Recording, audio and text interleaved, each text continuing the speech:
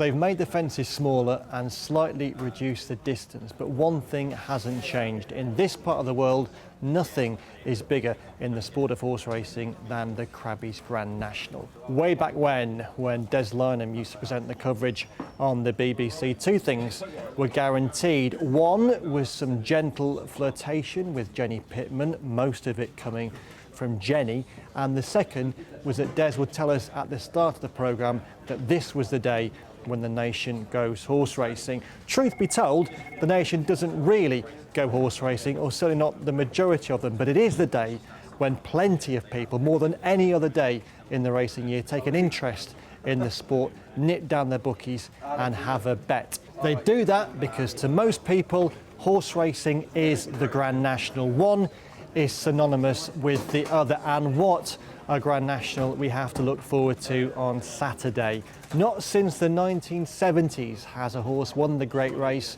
more than once. Trying to emulate Red Rum in this particular Grand National is last year's winner, Many Clouds. Most Grand National winners tend not to win any other race in the future, but Many Clouds has already proved himself a high-class performer again this season, particularly with a ready win at Kelso last time. His jockey, Leighton Aspel, is trying to win 3 consecutive Grand Nationals, having also scored on Pinot de Rey in 2014. And Many Clouds and Leighton provide the big story in this year's race, but plenty of other big stories and big players lining up as well, including the Last Samurai, Holywell, such an enigmatic performer, the Druid's nephew, who was clear and going well when coming down at the 5th last season. And of course, a delicious aside to this Grand National, and indeed the whole Grand National Festival, is the British Trainers title fight between Paul Nicholls and Willie Mullins. Willie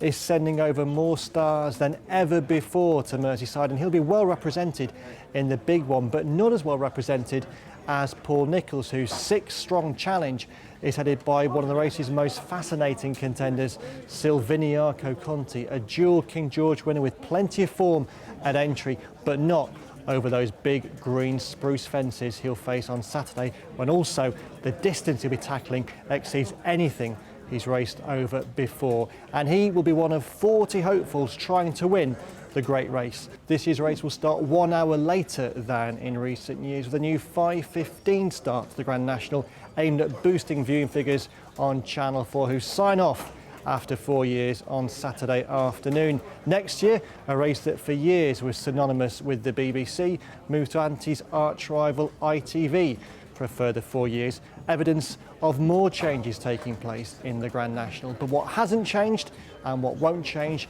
is that the Grand National is the biggest thing in horse racing, and on Saturday a fantastic renewal is in store. Enjoy it with us across all our various platforms, including the print edition, racingpost.com, our apps and our iPad edition as well.